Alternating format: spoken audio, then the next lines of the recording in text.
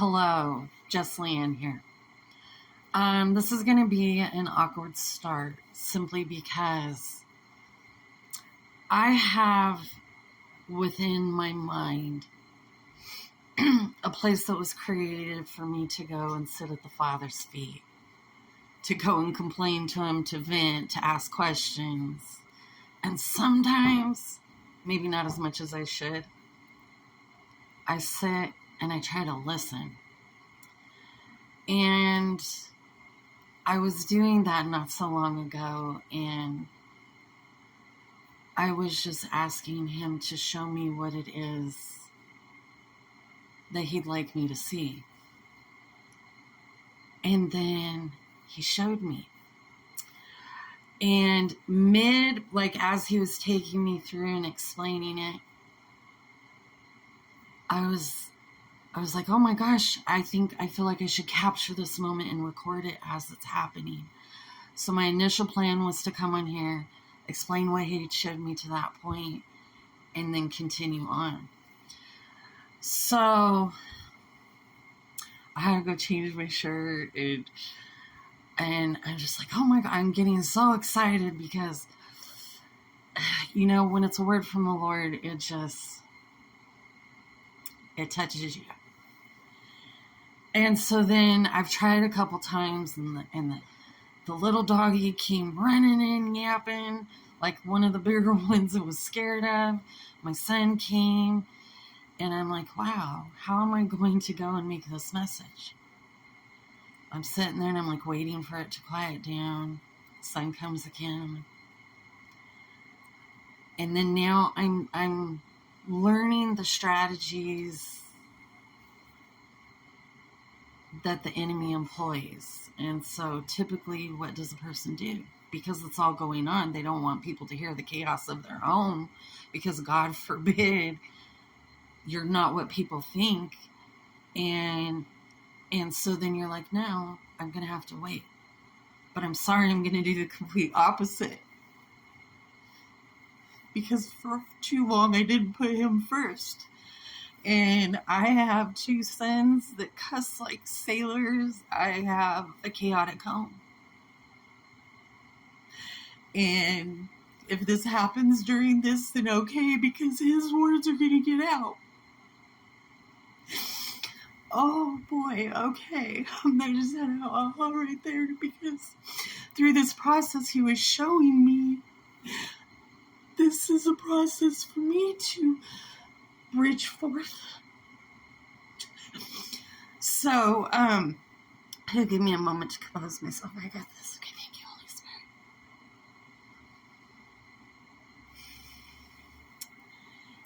He was showing me how we have the Word, and we have all the stories that we've either personally read or heard of, or maybe someone who's talked about things from the Word. And if you look at when Moses brought the Israelites out of the bondage of Egypt, we read that and we read it at a surface level. We understand it literally. But see, the Word's alive. And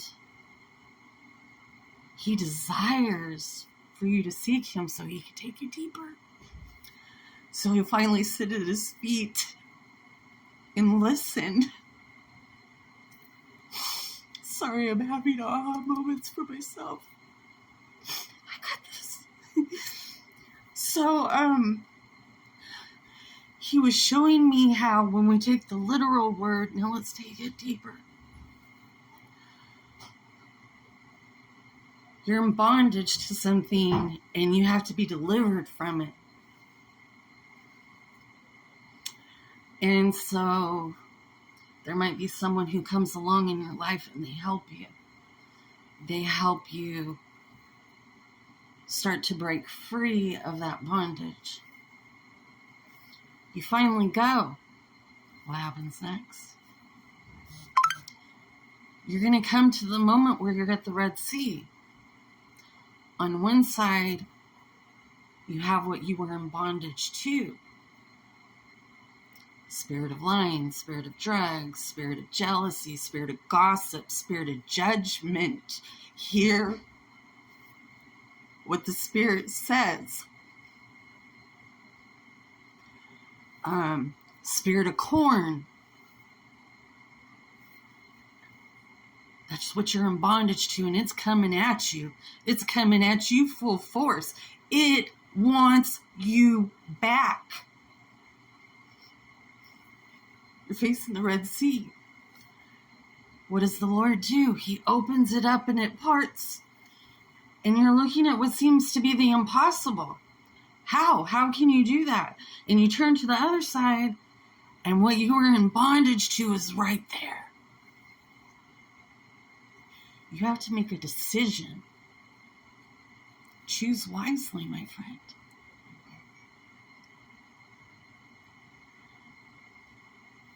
You have to have faith. You have to have courage. So you go forth, and you're going through the parting of the Red Sea. That is a testimony to the fact that you have that. So then what happens? What you were in bondage to is chasing after you. It's now in the middle of where it's past, of the Red Sea. What does the Lord do? Boom! Wipes what you were in bondage to out. So then you go and... Do you know what my food stamp card is? No, I don't. Real life, people. So you make it out, and now you're headed where? The land of milk and honey. The land that was promised. Promised by whom? Promised by your Creator. The God of gods. And before you arrive, so in the literal word, Moses sent the 12 spies to go in and look around. Was what was promised attainable? And they go, and what do they see? They see the giants. They see everything that was going to prevent them from receiving the promise of the one. And the 12 go back to report to Moses. And 10 of them said, no, we can't do this. What does that 10 represent? Doubt. Oh, the list could be exhaustive. I know thoughts are going in your mind right now. Please comment them. But 2, Joshua and Caleb, they gave a good report. They said, we can do this. Why could those 2 say that? Because they knew it didn't matter what they saw with their eyes. It didn't matter what the doctor said about the diagnosis. It didn't matter about anything that the enemy has lied to you about. Because, see, they knew that the God of gods, that the one who made them said they would inherit the land of milk and honey. They knew. They were just going along to check it out. They already knew. So what happens?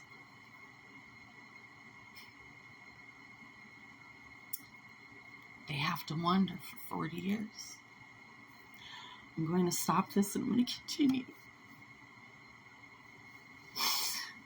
This message isn't just for me.